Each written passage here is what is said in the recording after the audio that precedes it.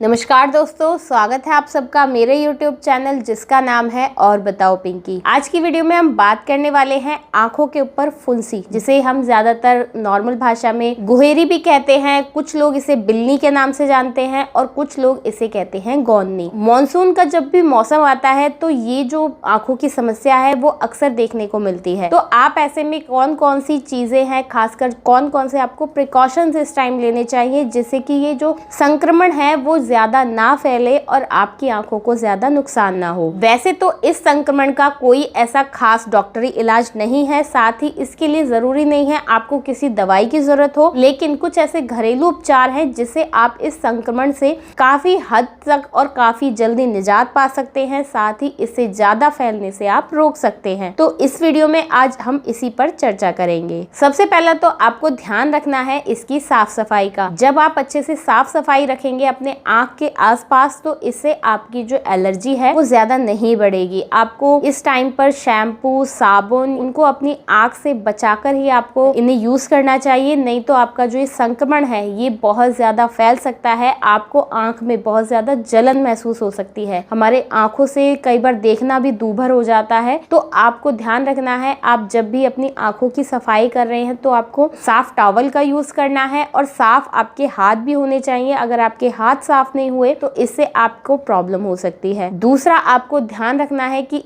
अगर आप contact lenses पहनते हैं तो इस टाइम पर आपको कॉन्टैक्ट जो लेंस होते हैं उनसे कुछ टाइम के लिए दूरी बना लेनी है, नहीं तो जो आपकी आंख के अंदर बहुत ज्यादा सूखापन आ जाएगा, जलन बहुत ज्यादा हो जाएगी। तो ऐसे में आपको कॉन्टैक्ट लेंसेज बिल्कुल नहीं पहनने हैं। और अगर कुछ टाइम बाद आपको जब इससे रिलीफ भी मिल रहा है तो आपको ध्यान रखना है कि आपको तुरंत उस टाइम भी कॉन्टैक्ट लेंसेज जो होते हैं वो बिल्कुल नहीं पहनने हैं। इस टाइम पर आप चश्मा पहन सकते हैं जिससे कि आपका जो संक्रमण है वो ज्यादा ना फैले, आपकी आंखों में सूखापन ना आए, ना आपकी आंखों में जलन हो। दूसरा, अगर आपको बहुत ज्यादा इस टाइम पर पेन हो रहा है या जलन हो रही है तो आप इस टाइम पर गर्म सिकाई कर सकते हैं। आपको एक बाउल में गर्म पानी ले लेना है और उसमें साफ और सॉफ्ट एक टॉवल आपको ले लेनी है। उसको इसमें डिप करके अच्छे से निचोड़ के अपनी आंख पर आपको अच्छे से सिकाई देनी है। इससे आपको बहुत ज्यादा आराम मिलेगा। साथ ही जब आप इस एरिया पर गर्म सिकाई देते हैं तो इससे जो भी अंदर मवाद होता है वो गर्मी के कारण बाहर निकलने लगता है और आपको बहुत ही अच्छा आराम मिलता है, आपकी नसों में आराम मिलता है। आप चाहे तो टी बैग से भी सिकाई कर सकते हैं। जो भी टी बैग्स होता है उसे आप पानी में डिप करें और जब इसे बाहर आप निकालेंगे तो आपको इसे ज्यादा एकदम गर्म ना हो, ये ध्यान रखना है। आपको इधर की स्किन पर टच करके एक बार देख लेना है कि आपके जो टेम्परेचर है आपके अकॉर्डिंग है या नहीं है। अगर आप ज्यादा तेज भी अपनी आंख पे इसे टच करेंगे तो इससे भी आपकी आंख जल सकती है, आपकी आंख को नुकसान हो सकता है। तो आप अपने टेम्परेचर के अकॉर्डिंग इसे निकालें, देखें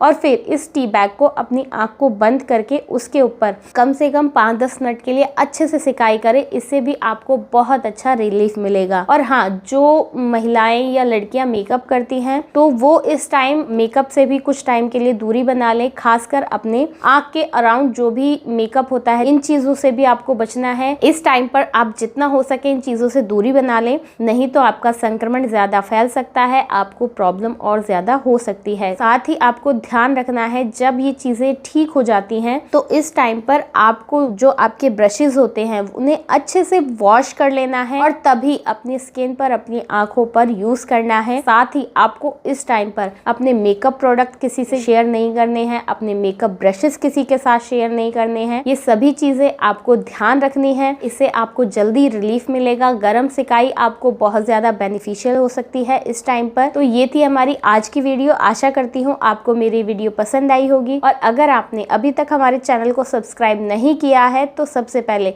हमारे चैनल को सब्सक्राइब करें और वीडियो को लाइक शेयर करना भी ना भूलें। धन्यवाद।